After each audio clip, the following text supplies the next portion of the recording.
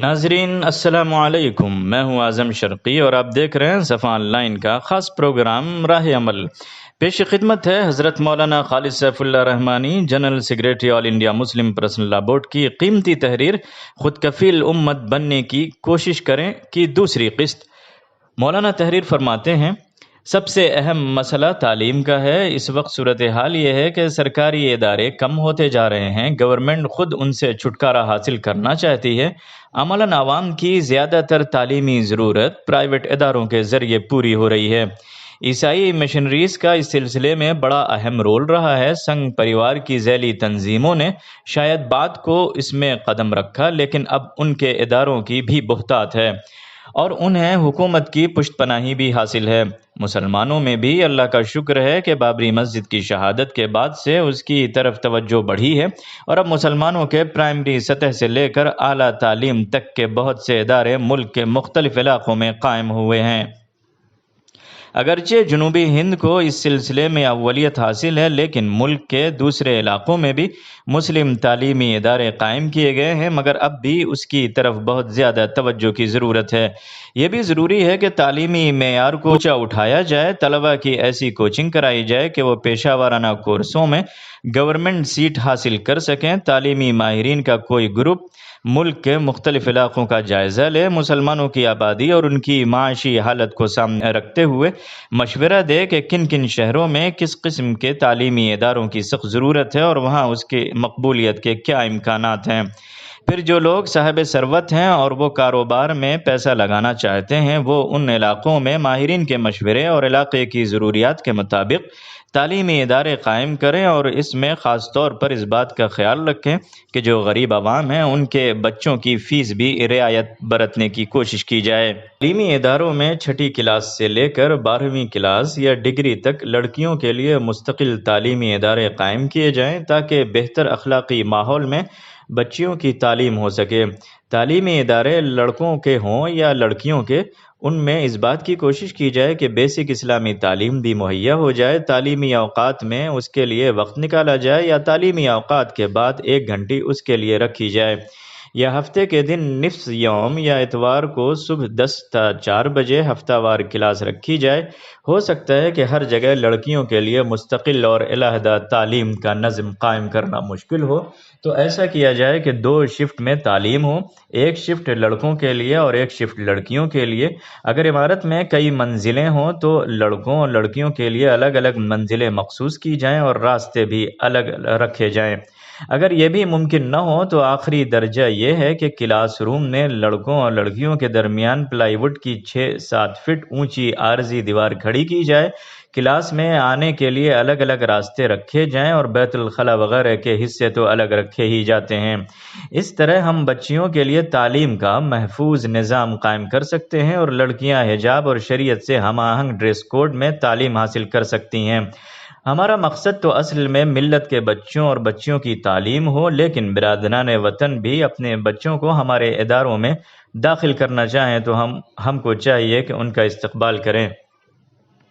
روزانہ 45 منٹ یا ہفتے میں 1 دن 6 گھنٹے کا وقت کم نہیں ہے۔ اگر ہم ایک بہتر نصاب کے ذریعے بچوں کی تعلیم کا انتظام کریں تو ہم اس میں قرآن مجید ناظرہ، 2 پارے حفظ، روزمرہ کی زندگی سے متعلق 40 حدیثیں، ضروری دعائیں تو پڑھا ہی سکتے ہیں۔ ان کے علاوہ سیرت، صحابہ کی زندگی، اسلامی تاریخ، ہندوستان کے مسلم دور کی تاریخ اور اسلام کے بارے میں پیدا کی جانے والی غلط فہمیوں کے جوابات وغیرہ بھی تعلیم میں شامل رکھ سکتے ہیں، اور اس طرح جو بچے اسکولوں سے پڑھ کر نکلیں گے وہ انشاءاللہ فکر و عمل دونوں جہتوں سے اچھے مسلمان اور قوم و وطن کے لیے مفید انسان ثابت ہوں گے۔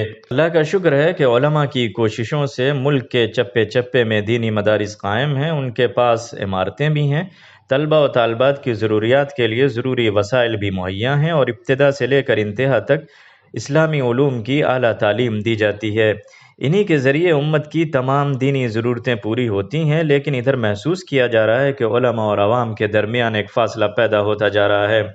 اس کے اور بھی اسباب ہو سکتے ہیں، لیکن بنیادی سبب زبان کا فرق ہے۔ مدارس میں طلبہ عربی فارسی کی تعلیم حاصل کرتے ہیں اور عربی آمیز اور فارسی آمیز اردو بولتے اور لکھتے ہیں، جس کو آج سے 50-60 سال پہلے بہت پسند کیا جاتا تھا۔ عوام بھی اسے پڑھتے اور سر دھنتے تھے۔ جدید تعلیم یافتہ حضرات کو بھی اس کی مٹھاس اور خوبصورتی متاثر کرتی تھی۔ اب اردو میڈیم اسکول تو قریب الختم ہیں ہی، ہندی میڈیم اسکول بھی غیر مقبول ہیں۔ برادران وطن میں بھی ہندی میڈیم کا رجحان بہت کم ہو گیا ہے۔ انگلش میڈیم سے پڑھانا بچوں اور ان کے سرپرستوں کے لیے ایک قابل فخر بات ہو گئی ہے۔ اس لیے معاشی پہلو سے ہٹ کر دینی پہلو سے بھی علماء کے لیے انگریزی زبان اور دوسری حد تک عصری علوم کی تعلیم بہت ضروری ہے، تاکہ وہ امت کی نئی نسل سے ان کی مانوس زبان میں خطاب کر سکیں اور جدید تعلیم یافتہ لوگوں کی آنکھوں میں آنکھیں ڈال کر ان کے سوالات کا جواب دے سکیں، ورنہ آہستہ آہستہ مدارس آثار قدیمہ بن جائیں گے اور مدارس کے فضلاء امت کی نظر میں قابل احترام تو رہیں گے مگر قیادت کے مقام سے محروم ہو جائیں گے۔ ملک میں تعلیمی نظام کو جس تیزی سے بدلا جا رہا ہے اور جس طرح تمام اداروں کو حکومت کی مرضی کے سانچے میں ڈھالنے کی کوشش کی جا رہی ہے، مدارس کے لیے اپنے مزاج اور فیصلے کے مطابق اس تبدیلی کو قبول کرنا بہت اہم ہو گیا ہے۔ اللہ کا شکر ہے کہ ملک کے نمائندہ دینی مدارس کے ذمہ داران اب اس حقیقت کو محسوس کر رہے ہیں۔ ضرورت ہے کہ اب وہ عملی جامہ پہنایا جائے، بڑے مدارس اس میں پہل کریں اور کوئی نظام مرتب کر کے جاری کریں۔ عوام کو انصاف دلانے اور سماج کو ظلم سے بچانے کے لیے 3 اہم ادارے کام کرتے ہیں: ایک عوام کے منتخب نمائندوں کا ایوان یعنی پارلیمنٹ اور اسمبلی، دوسرے پولیس جو حکومت کے تحت کام کرتی ہے، تیسرے عدالت جس کی ایک آزادانہ حیثیت ہوتی ہے۔ ان میں سے پہلا ادارہ تو کھلے طور پر جانبداری، اقلیت دشمنی اور ظالموں کی پشت پناہی پر کمر بستہ ہے۔ وہ چاہتا ہے کہ ملک میں نہ اپوزیشن رہے نہ اقلیتیں۔ ان کا نعرہ کانگریس مکت بھارت، کمیونسٹ مکت بھارت اور مسلمان مکت بھارت ہے۔ وہ بہت تیزی سے اس مقصد کی طرف آگے بڑھ رہے ہیں اور ملک کے چپے چپے میں نفرت کی آگ سلگا رہے ہیں۔ پولیس کھلے طور پر غیر جانبداری کر رہی ہے۔ ان کی نفرت اور فرقہ واریت پر مبنی باتیں اور حرکتیں تصویروں کے ساتھ سوشل میڈیا پر آ رہی ہیں، لیکن حکومت جانتے بوجھتے اپنی آنکھوں کو بند کیے ہوئے ہے اور اپنے آپ کو بہرا اور گونگا بنائے ہوئی ہے۔ ان حالات میں مسلمانوں، دلتوں اور اقلیتوں کے لیے صرف ایک ہی پناہ رہ گئی ہے اور وہ ہے عدالت۔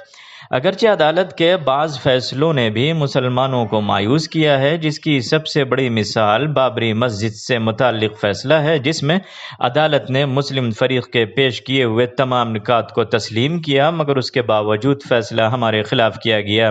لیکن بہرحال پھر بھی عدالت ہی امید کی کرن ہے۔ اس سمت میں ہمیں 3 جہتوں سے کوشش کرنی چاہیے۔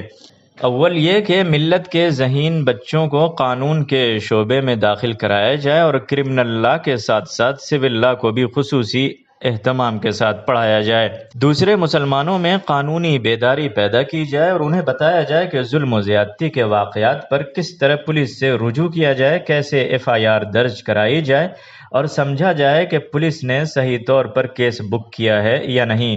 پولیس اگر گرفتار کرنا چاہے تو اس کے ضوابط کیا ہیں، کیسے ان کا سامنا کیا جائے وغیرہ۔ اس وقت صورتحال یہ ہے کہ جتنا جھوٹ پولیس کا شعبہ بولتا ہے اور رشوت میں غرق ہے، شاید ہی کسی اور شعبے میں اس قدر جھوٹ اور رشوت کا چلن ہو، اور اگر مسلمان یا دلت ملزم ہو تو پولیس ان کے ساتھ ایسا بے دردانہ رویہ اختیار کرتی ہے جس کی اجازت قانون مجرموں کے لیے بھی نہیں دیتا۔ ایسے واقعات بھی سامنے آ رہے ہیں کہ بعض مسلمان نوجوانوں پر جھوٹا الزام لگایا گیا، ابھی اس کا کوئی ثبوت فراہم نہیں ہوا، نہ اس کی تحقیق کی گئی، مگر تنگ نظر وکلاء نے اس کا مقدمہ لڑنے سے انکار کر دیا۔